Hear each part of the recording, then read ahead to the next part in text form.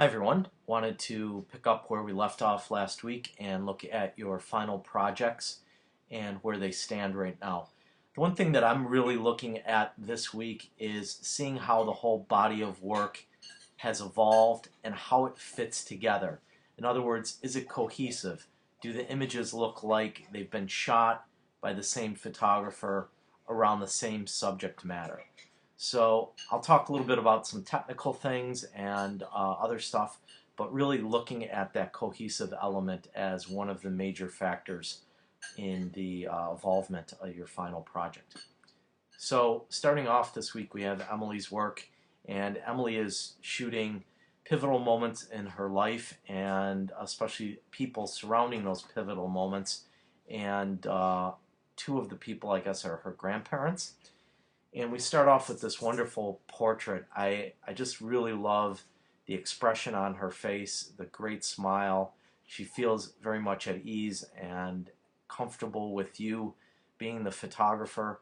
I love the fact that you've got those pictures in the background, and there's also this sort of jumbled mess of, I guess this is an artist studio here. So I think all of that really functions well in the image. And we can tell that you have a connection to this person just by the way she's really at ease in the image. So really like this image a lot. I think it works very well. Your second image is from this sculpture that is over at is it Lincoln Parkway there, just not too far from the college. Emily, you probably wouldn't know this because you don't see all the work that comes into me, but I probably see uh, a couple versions of this exact same photograph every semester.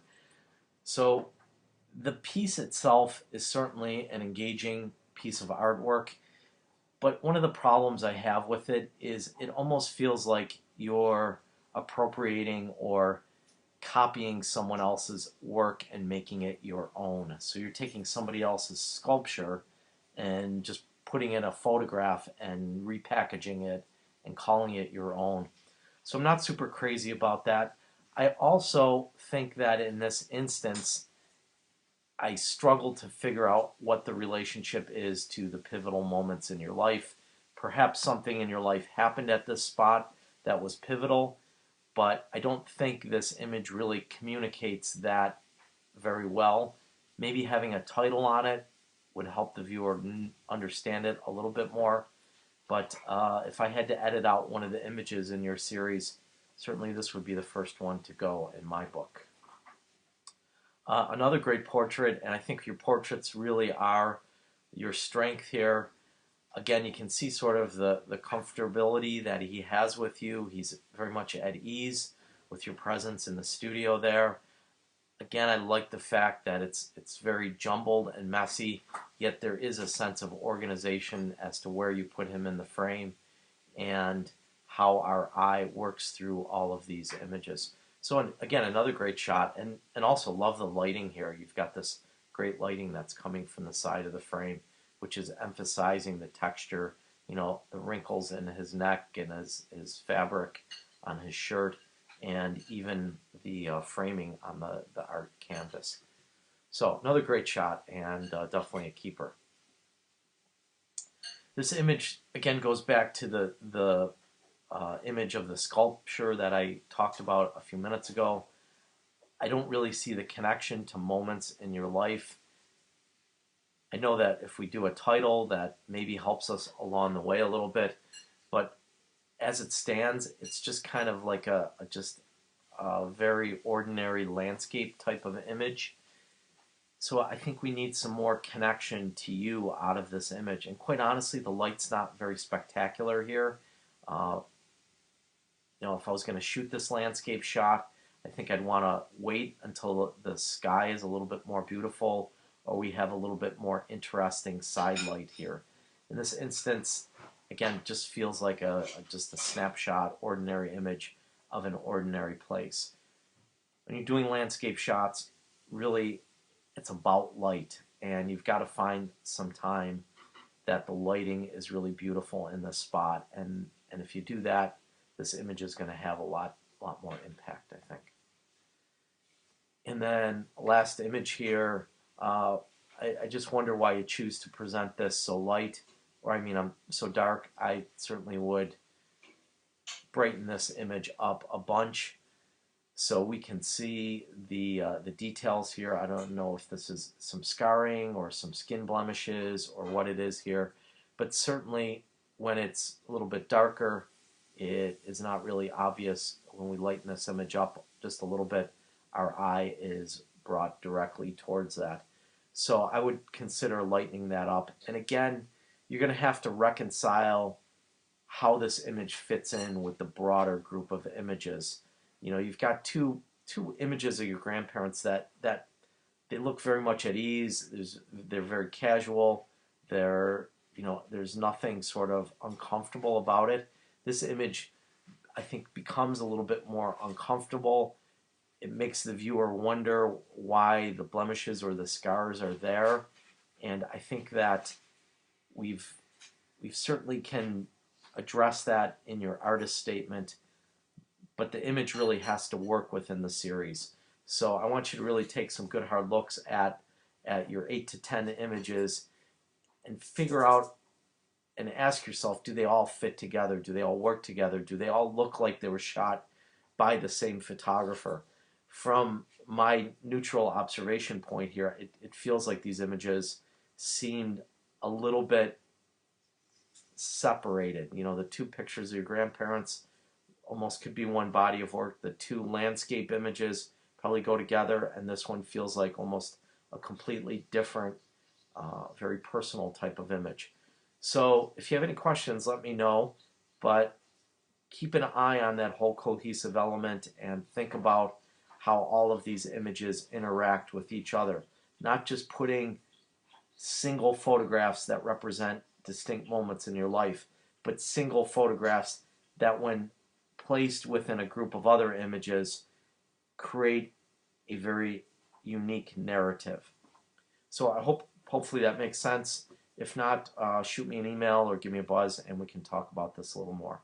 Thanks. Look forward to seeing your final project.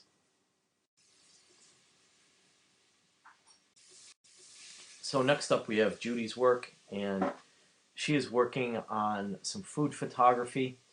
And I think your work is definitely beginning to build a little bit here and gain some momentum as you go along here. I think you've sort of found your niche.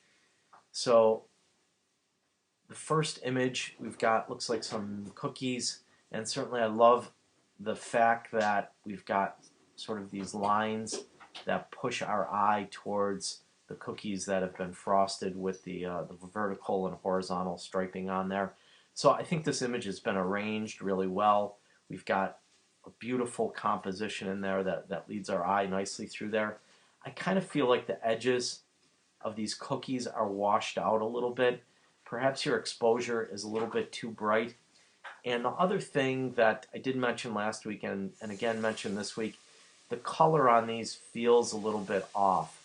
I wonder if your white balance in your camera raw settings, if you've tried some different versions of white balance or messed around with the color in there. So I would encourage you to try that a little bit and see if you can dial in this color a little bit, and also work with the highlights slider in Camera Raw and see if you can bring back some of these details that are blown out or are too bright in there.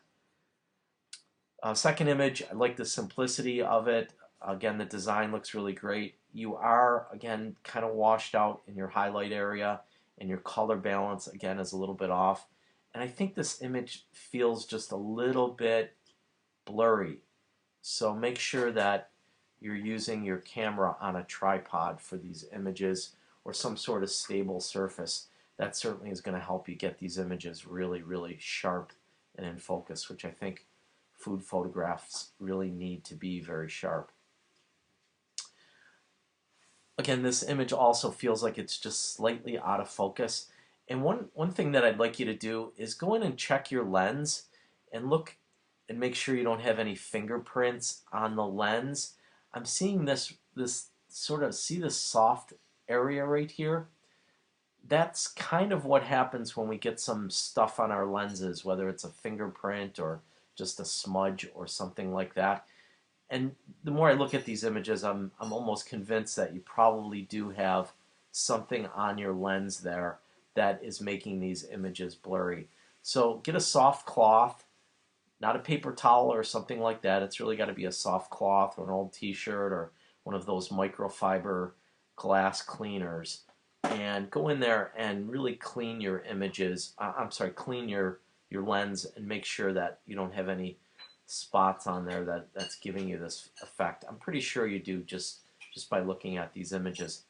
Again, I think your composition is great. You're certainly advancing from that perspective, but from a technical perspective, you've got these really blown out highlights again in the image that look a little weird. I suspect part of it is an exposure issue. So perhaps try doing a couple different exposures. Maybe one that's a little too bright, one that's a little too dark, and then one that's a little bit closer to what the light meter says it should be, and see if that's going to help you with these really bright exposure spots on the edges of your images. I think this is probably one of your best images of the group. I love the pattern of the plate that causes our eye to go right to that. And I love how the very rigid patterns that are decorating this plate contrast beautifully with the sprinkles that are going on top of the cupcake here. Maybe we want a larger depth of field in this image, perhaps an f-stop of 16 or 22 might work a little bit better, but generally speaking, I think this image works and is certainly one of your better images. Perhaps not as strong as the other images, just from a compositional point of view. I think there's just too much going on here. I think maybe we kind of focus in a little bit tighter on that area, and it becomes a little bit stronger image compositionally. You've got some blurring here again, so really, really, really pay attention to your focus and making sure that your images aren't blurry for your final project. That is going to be a big thing in my grading. I am looking for technical proficiency out of your final project, and certainly focus is one of the things that we look strongly at when we look at technical proficiency. So keep pushing. I do really like the fact that your project is cohesive. It does look like it's all been shot by the same photographer, and all the images seem to work together. So I think what we're battling right now is this focus issue. So see if we can get that cleaned up for the final project. Look forward to seeing what you turn in. Thanks, Judy. And next up we have Justin's work. And I have to say, Justin, I think you have found your niche in photography. Some really wonderful portraits here. Beautiful how you've got your background out of focus, drawing the attention right onto the viewer's face. Your models look very comfortable and at ease. The one thing I would say is kind of watch for, we call this raccooning. So basically the eyes kind of go dark in an image. So what you can do in these is sort of lighten up your eyes just a little bit. There's lots of different ways to do it. I made a new adjustment layer, then I went ahead and changed the blending mode to screen, and then I'm taking a small brush and I'm just painting that into the eyes like that. And of course it looks really obnoxious right there, but then we can go in and then dial the opacity back, and you can see we've got a little bit brighter area in the eyes. So just kind of look out for that. Sometimes if you just tilt your model's head up a teeny little bit, they'll pick up a little bit more light in those eye sockets, so you won't get the eyes completely darkened. But otherwise, really excellent work here. Great portrait. So you notice in this image how you've got the eye sockets completely illuminated there. Super portrait. Everything looks great. The skin color looks fantastic. Image is in really sharp focus. Total home run here, Justin. Great job on this image. Again, another awesome shot. Love how you've got the background. In this case, it's in focus, but I think it really works because it gives us a pattern that's broken up by sort of the pattern of his shirts, which ironically or coincidentally is also very square. This image is, again, maybe just a teeny bit on the dark side, so I think I might just lighten this image up just a little bit like that. But again, super shot. Really love it, and certainly has a very contemporary portrait kind of look to it. Again, same way on this image. Solid portrait, just a little bit on the dark side again. So we just lighten that up a little bit like that. And quite honestly, I did like the way how you had that background was very dark, so we certainly could just go into Photoshop again and darken up that background a little bit. So there's our before and there's our after. So just a little bit of exposure issue for you. And see how her eyes are a little bit brighter in this image, but still, again, I think we'd like to get a little bit more light into her eyes. So again, just maybe tilting her head up just ever so slightly. But nevertheless, great group of images, excellent job here. I think you're well on your way on your final portfolio. Just again, try and keep an eye on that exposure issue. Make sure everything looks consistently exposed throughout the whole series of images. So keep up the good work and look forward to seeing your images. Okay, next up we have Andrew's work. And it looks like, Andrew, you've shifted things up a little bit and working with some nighttime images. And I'm happy that you went ahead and decided to take some different vantage points. Looking down at the campus, it looks like from maybe Dugan Hall here. And then getting down sort of real low and shooting stuff from a lower vantage point looking up. So I like the idea of what you're doing here. Certainly the campus can be very beautiful at night. The one thing I would recommend though is it looks like you shot these probably, I'm going to say 10 o'clock, 9:30, 10 o'clock, maybe even later than that, when the sky goes completely black. What you need to do is go out when there's still a little bit of color in the sky, yet the sun has gone down. So that's probably at this time of year going to be about 8:45 to about 9:30 is going to be sort of that magic time where the lighting in all of the windows and stuff like that is going to match the lighting in the sky. So if you hold on a second here, I'm going to pause this critique, and I'm just going to call up an image for you and show you what I mean. So hold on a sec. So Andrew, here's kind of an example of what I was talking about. So this image was probably taken, around 9 o'clock at night.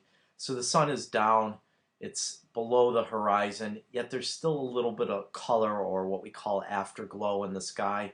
And that afterglow matches the lights that are in the building here. So everything is not pure black. I think the problem that I have with all of these images is that there's just so much black, and the light is just so bright in especially these three shots that we really can't see any of the details going on here.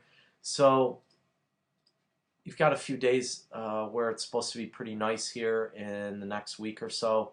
So why don't you try and get out and see if you can get some images in that sort of magic hour between 8:30 and 9:30, where you're going to get a little bit of afterglow in the sky and still some light in the foreground. Because, honestly, this image really, it just doesn't say anything to me. It's just about lights, and it feels really, really underexposed. And when you expose for the lights, then you kind of run into a situation like this where things kind of almost get too bright and they start to go into a little bit of a halo or a haze on things. So give that a shot, and hopefully you have a little bit more success with that. Also, I would take a look at your lens, just make sure you don't have any smudges on there. When I see sort of this vignette, I don't want to call it vignetting or haloing, or sort of like a hazy fog around bright lights, usually that means that you've got some stuff on the front of your lens, whether it's a fingerprint or something else. So take a look at that and just use a soft cloth to wash that off or clean that off on there. So you're going in the right direction, but again, a little bit more work here, a little bit more refinement, I think can get you some better shots, especially a shot like this. I mean, when classes are on and the lights are on in Old Main, I just think you're going to get a great shot. Here, looks like, you know, there's no classes going on in Old Main, so a lot of these rooms are dark. So there is a certain isolation that's going on here that I think is almost kind of scary, unless that's the intent that you're going for. If that is, then certainly you've achieved that. But try experimenting with light. I think you'll find it to be a very fruitful experimentation. So if you have any questions on that, give a shout, and I certainly can walk you through that if need be. Thanks. And next up we have Liam's images, and Liam is using hockey equipment and other elements from the game as sort of these studies in patterns and textures. And I gotta say, Liam, looking at your whole body of work here, I think you've got some really great images. The lighting you're using is beautiful. It's bringing emphasis to both the texture in the cloth and all the stitching in the numbers and so forth. Very visually appealing, and from an aesthetic point of view, I think very successful. Again, really great shot here. We see the texture, we see the worn elements. What is this? The back of maybe a hockey goal, something like that. But certainly we see the wear and tear that's present in there.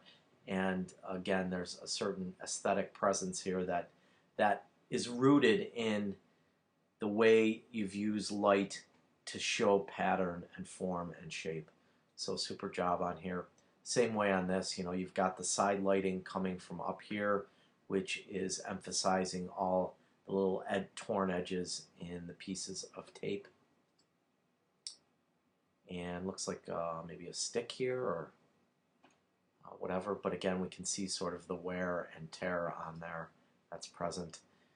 If I had to edit out maybe one image, it might be this image, simply because it's less obvious what the subject matter is or what the subject is. I guess in the bigger body of work, we would guess that it's the subject based upon what some of the other images are, but on its own, it almost could be anything. I guess this is maybe a hockey glove, but whatever the case is, I think it's more of an abstract image than the rest. So if I was editing out images, this probably would be the one that I'd edit out, simply because of that reason. But long story short, you're doing great. I think you're in solid shape going into the final project here, so just keep up the good work and look forward to seeing the finished product. And next up we have Rachel's work, using black and white imagery to show us buffalo and its renaissance. And I think that black and white is a really good choice here, because black and white speaks to the past, and in some ways I think your project is speaking to the past and the present. So in that way, this is sort of memorializes but also speaks to what's going on now. So I think that's a really great decision, and I think it works really well for the project. Kind of a similar shot to what we saw last week, but I like it. A little bit on the abstract side, we sort of have to look at it for a little while to kind of figure out what that is, which again is a good thing. These rocks seem a little bit on the bright side. Perhaps we darken them up just a little bit here. Doing something like that.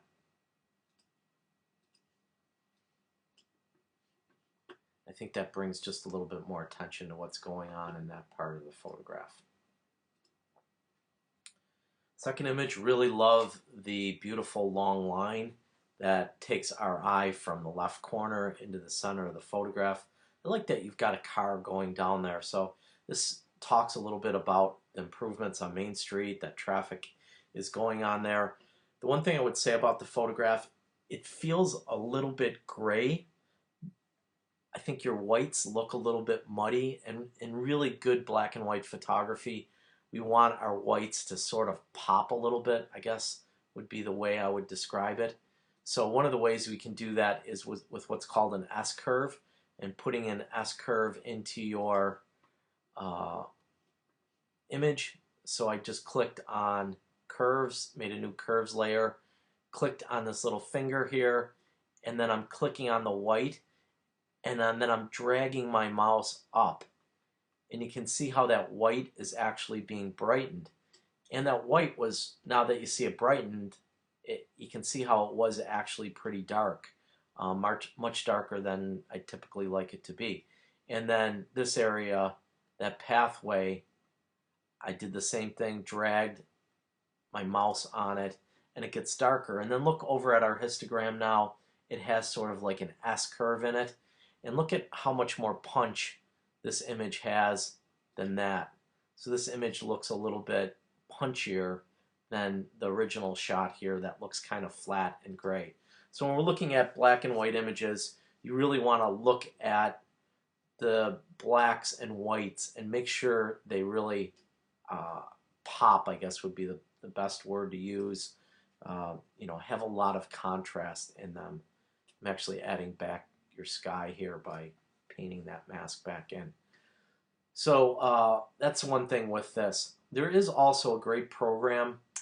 You can download it. It's free through Google, called Nik Effects. If we go here, I'm sorry, I can't show it to you. Give me half a second. I'm going to call up another image to show it. So I just called up another one of my images, and I just want to show you this. So there's a program called the Nik Collection. It's a free download from Google. You can go in and download it, and they have a program called Silver Efex Pro.